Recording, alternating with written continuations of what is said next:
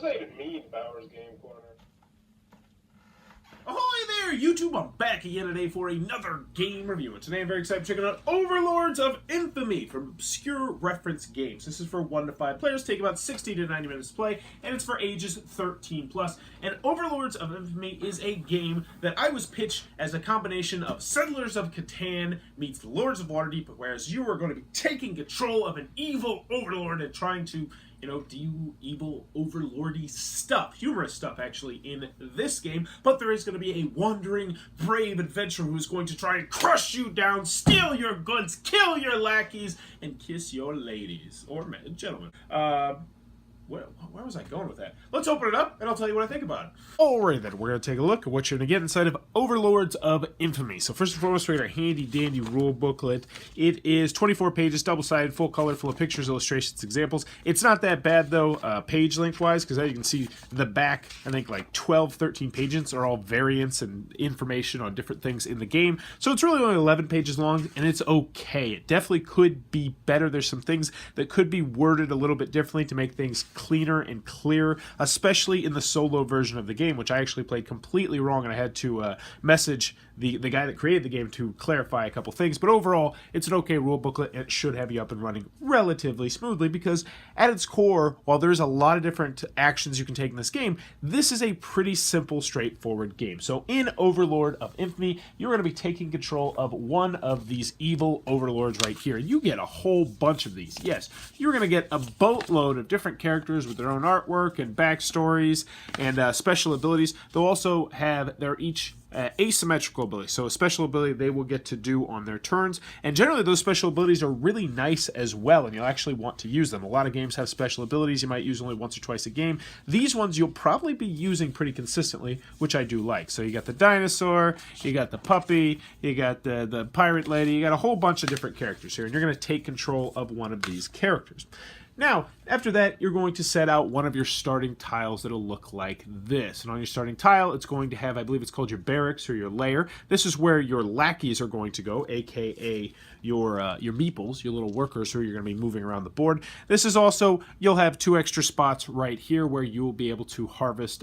This one, for instance, is a dude and a cow, and those are different resources that you'll be able to utilize in the game. And I do want to point out the resources. These are really, really nice stinking resources over here. They look really, really cool. The only problem with these resources is they don't exactly match up with what they are on the tile. And I'll give you a good example. It's like, what's this thing? And you say, well, that's a battery, right? That's a battery? And you're like, oh yeah, that's a battery. And you're like, oh wait, there's no batteries. It's not a log. It's not a water. It's not oh wait, that's a light bulb, I guess.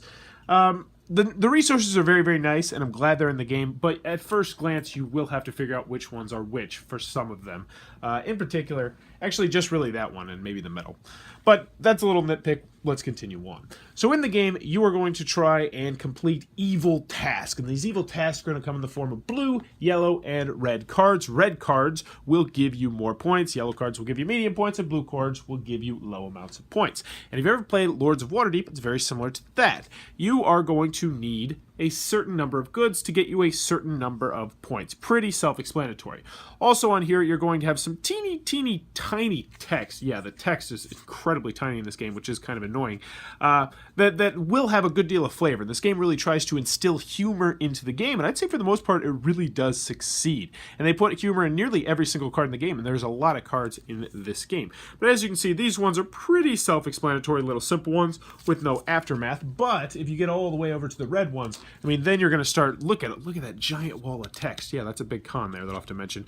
But 19 points, but at the same time, you're going to need 8 cows, and each one of these is going to have an aftermath. It's going to give you a boatload of points. So obviously, as you progress through the game, you will be doing more and more evil deeds that will increase in their evilness as you progress.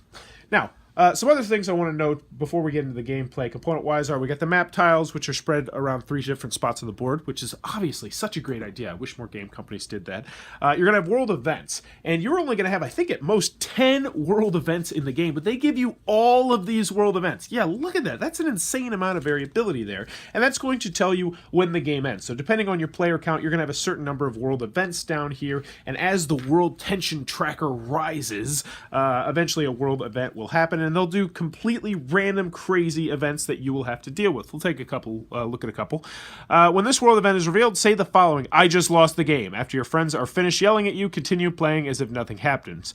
Yeah, so there you go. Restoration. Recall all lackeys and move up to 5 lackeys from your lackey pool into your barracks. Ooh, that one stinks. Game over, man. The active overlord rolls the dice. On a 1, the game ends immediately after the next world event card is drawn and resolved. Otherwise, each overworld gains an additional 3 action points during their next turn. So as you can see, there's some really crazy stuff going on in here. I'll mention that more in the pros and cons. I personally like it, but I know some people I played with really did not like some of those world event cards.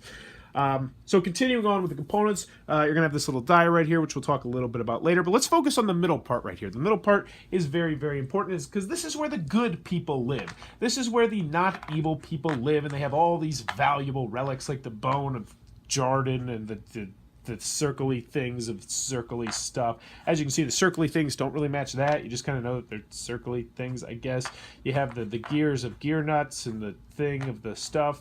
And then, of course, who can never forget the book of John's baseball stuff. Yeah, continuing onward, you're going to have all these relics here, and the main thing you're going to have, though, here is this little adventurer, and he will be, God, you're going to hate him by the end, you stupid, and I hate you, adventurer, because he is going to be moving around the board from time to time to time when the world tension track goes to 3, 6, and 9, and no, you don't get to move him, the next player gets to move him, and they're going to roll this dice to see how many spaces they can move them, and he is going to go around to your various different spaces on the board and crush your lackeys, sending them back to your lair and also stealing your goods and sending them back to this middle spot right here, eventually creating a really, really lucrative pile of stuff in the middle that you'll want to go in there and steal, but that's not always the best idea. But anywho, you're going to be moving him around the board, and he's going to be doing some dastardly things trying to foil your evil plans. So let's go ahead and talk about how the actual nuts and bolts of the game work now that we talked about a bunch of the other stuff. So on your turn, you are going to be able to take some action. You're going to have 3 action points. And yes, this is everyone's handy-dandy player aid card. And you're like, oh my god, that thing is huge. And yes, it is huge. It's very useful, and most of these actions you aren't going to utilize, especially the ones on the back, the espionage actions. But I do like the fact that they're all here, because this game does have that sort of, I want to say, issue where you're going to have a lot of different things you'll be able to do throughout the game, but most of the time you're going to take pretty much the same actions over and over again. Every once in a while you will deviate, though. So first and foremost, you're going to see if someone triggered either 3, 6, or 9 on the world tension track, at which point you will move this guy, presumably away from your area, because that's another thing I need to mention. This is the lower player count side of the board right here. So there's going to be 3 player areas here. If I flip this whole thing around, there would be room for 4 player areas on the back. So it is a double-sided board. But anywho, you're going to be able to take 3 action points. Now, the primary action points that you're going to be doing, and these are called the common actions, are going to be to harvest, to get your lackeys back, to exploit land. Now, let's talk about each one of the actions. So first, you can exploit the land. This is how you are going to grow your evil empire. When you do this, it will cost you 1 action point, and you're going to draw 2 of these little map tiles right here, and then you're going to pick which one you want to put down. So some of them will only have 1 thing on them, like this one has wood, this one has carrots. Some of them will have more than 1 on them, like this one. You can do boop, either or, which is really nice. And then you're going to place one of those connecting on your board. So you can place it here or here or here or here, but not here because obviously that's not how the games work. So you can place it right here. And now that is an extra tile that you have the potential to go to and harvest carrots from. The next action you can do is you can harvest a resource or recruit a lackey. If you recruit a lackey, you go to the spot that has the lackey spot right there. And that means you're going to take one of your dudes, and they'll be in here. You're going to take one of your dudes and you're going to put them on a spot that is connected to you, and then you will get that good. So hooray, I have gotten myself a cow. Now, if I was the evil overlord that loves cows, this guy right here, then I would actually get 2 cows, because that would be my affinity, but I'm not him, so I don't get 2 cows. I would only get 1 cow, and that would be another one of my actions, and that would also move the world tension track. The final main action that you'll take is that you're going to recall your lackeys, because what's eventually going to happen is you're going to have all your lackeys on all these different spots out here, which means you're not going to be able to take any additional actions. It's got sort of a Manhattan Project aspect where before you can take another action, you have to have workers to do it with. So what you can do is you can pay pay one of your actions to get one lackey back, or you can pay 3 actions to get all of your lackeys back, no matter where they are on the board. You're eventually going to do this, and eventually what's going to happen is you're going to start getting to this red spot over here. And once you get to the red spot over here, that's where things start to get interesting. That's where the player interaction really starts to kick in on this game, not just because of the adventurer who's going to be walking around beating people up, but also because then you'll be able to do espionage actions against other people after you take your original 3 actions. And when you first start out, you're going to start off as a pretty weak dude. You're obviously going to start up here on the 1 because you're trying to complete the level 1 cards, which means you can only do level 1 espionage. But as you progressively get more and more evil, your options to do different levels of espionage will increase. Now, another thing I want to mention is you can only do espionage with people if you are connected to them. So, for instance, let's just say, boo, this guy was right here. Then now you could start doing evil stuff to this guy right here. You also, that's the only way you're going to get these relics is by going into these red spots right here as well. Once you get up to level 5, though, you can start like assassinating and sabotaging and doing all sorts of bad stuff to other people throughout the game. But what you're going to do this is you're going to do this until you run out of world event cards, which will be down here. And each time you get to level 10, you'll reset it back down to 0 and do one of those world event cards, as I mentioned. And once that's over, everyone will get one more turn and you'll tally up your points. Your points will be resources, your points will be relics you have, but more importantly, your points will be the cards that you have completed. Whoever has the most points will be the winner of Overlords of Infamy. But that's not all. Yes, that's not all, because there also is a way, a different variant that you can play with these Heroes Quest cards, in which the hero at the center of the game can potentially win the game and everyone else can lose the game. And there's also a variant, which I really like a lot, and I'll mention that in the pros and cons, where if someone can take control of the hero, then the hero will actually be moving just like a regular person. They'll have their own turn, and they will also be moving in addition when the 3, 6, and 9 hit. So they're going to be moving all around the board, trying to complete various different quests and trying to crush everyone else and regulate them. But I'll talk more about that. But that in a nutshell, woo, there's a lot, is how Overlords of Infamy is played. Alrighty then, Overlords of Infamy from Obscure Reference Games. What are my final thoughts? Let's go over the pros, let's go over the cons. First, on the cons side, game's not going to be for everybody for a variety of different reasons. First and foremost, it's 1 to 5 players, and I will say I liked it best at the higher player counts. It wasn't bad at 2 players, but I just yearned for more player interaction, and you get a lot more player interaction when you're playing with 3, 4, and 5 players as opposed to 1 and 2 players. Also, the solo version of the game is good, and I enjoyed it once you know what you're doing, but the rules on that are not nearly as clear as you would like them to be, and they will be slightly frustrating to be like, this can't be right, I feel like I'm playing it wrong, and you probably are playing it wrong. So as a solo game, you know, buyer beware on that one.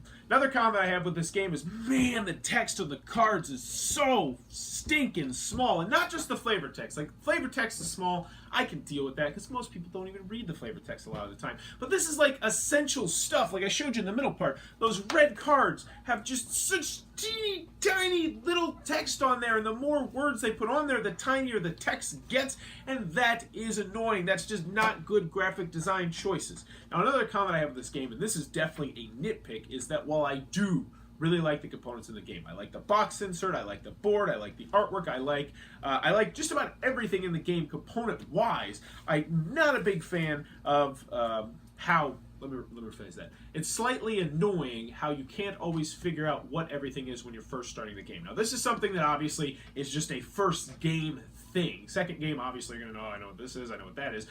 But the resources don't exactly sync up with the pictures on the tiles or the pictures in the artwork, and the relics in the middle don't exactly look like the relics in the middle, if that makes sense. It's a minor nitpick. There's still really nice components that people are like, ooh, these are really cool, these are really nice.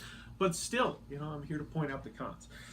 Any other cons I have with the game? Oh yeah, this one. I personally like this, so take this one with a grain of salt. But some people absolutely are going to despise, to loathe, to detest, to hate, to instantly not ever want to play the game again because of some of those world event cards. Because some of those world event cards, whoa, you're like, wait, the game ends if I roll the dice the wrong way? And that's not good game design. And I'm going to say that. I actually like the wild card aspect of those cards. But I think most people are not going to like those cards, especially in a game that's 60 to 90 minutes. Now, if this were like a 25 to 40 minute game, that wouldn't be such a big deal. But since it is, a 50 to 90 minute game, 60 to 90 minute game, you don't want one of those cards to really, you want world events to be world events. And you want them to kind of shape maybe the way the game turns out. But you don't want them to just yank the wheel this way and say, that's how the game is going to end. So yeah, take that for what you will.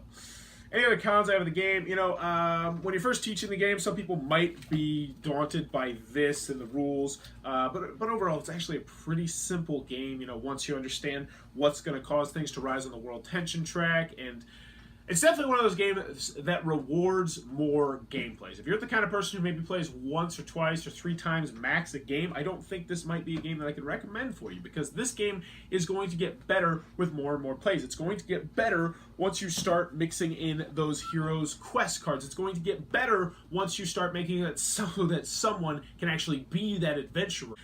Being the adventurer is a lot of fun, and I really do like adding the adventurer into the game. But that being said, this is not the kind of game where if you only play it once or twice, you're going to get the most out of it. Last but not least, the box is freaking huge. It's massively oversized. I don't know why it's that big. It's annoying. But moving on to the pros. Sound like I got a lot of comments with this game, and I guess I really do. Kind of unexpectedly. I do really enjoy this game, though, and I think it's a nice step up from a gateway game. I'd say, I wouldn't say it's a step up, but I'd say it's like 2 steps up from a gateway game. It's not that meaty or intense or thinky. It's not like a game you're going to have analysis paralysis in, but there's definitely a lot of moving parts and a lot of moving pieces, and a lot of really cool moving parts and moving pieces. And I'm pretty sure this is Obscure Reference Games. Don't quote me on this. I think this is their first game, and it kind of does show. There's a lot of really awesome ideas in this game. Some really freaking cool ideas, especially if you can get up to that 5-player count. Where you can start assassinating other people, and you can start picking on other people if you're connected to them, and so you're like, man, I really don't want to connect to them until I absolutely have to. And it has a lot of cool stuff, and there's a lot of great humor in this game as well. I really think the sense of humor in this game hits, which is another thing. That's obviously a con. Humor is very subjective, so if you don't like the humor in this game, then yeah, that's going to be a turn-off to you. I like how there's different characters, and each character has their own unique special ability in a different... most games, or I shouldn't say most games, a lot of games they'll just say like, oh, you can harvest 2 cows, or you can harvest 2 meeples, or you can harvest 2 waters. They give you like the teeny little, oh, here's your little asymmetrical ability. You get just a teeny little thing that makes you different. No, it's just like you get that, and you also get your own special ability that you might be doing from turn to turn to turn, and I like that aspect of the game. I love the wandering adventure aspect of the game. I think that's really cool. I like stealing relics from other people. I like the world events, even though I definitely played with some people who did not like them. So overall, Overlords of Infamy, definitely, this is a mixed bag here. I like it, and I think I can recommend it. If you're the type of game group who still likes Catan and still likes Lords of Waterdeep, which is what it was pitched to as me, I think you're going to like this game. I definitely do. I think there's enough really cool ideas to counterbalance the cons in the game. I also think that this is the kind of game that if you play games, maybe 5-10 times a year, I think this is definitely one you might want to check out if you're looking for something in the 60 to 90 minute range that does play 5 players, 4 players, and 3 players very well. So that is Overlords of Infamy. Definitely a mixed bag, but one that I did enjoy and I will be keeping on my shelf. How long will it stay there? I don't know. It depends on how much it gets played, I guess. Overlords of Infamy from Obscure Reference Games. If it looks like it might be your cup of tea, be sure to check that one out. If you enjoyed this video, please be sure to click on that subscribe button down below or in the comments below. Let me know, what is that obscure reference in your life that you like to say that not that many people understand? For me personally, I like to do a lot of like hangover stuff, but with like really small kids. So be like, in the face! Face! I'll do that to like when a kid gets hit in the face with a ball, and they're just like, why are you yelling at me? I just got hit in the face with the ball. I'll be like, get up, you're fine, go play. But let me know in the comments below, what's your obscure reference? And as always, thanks for your time, YouTube.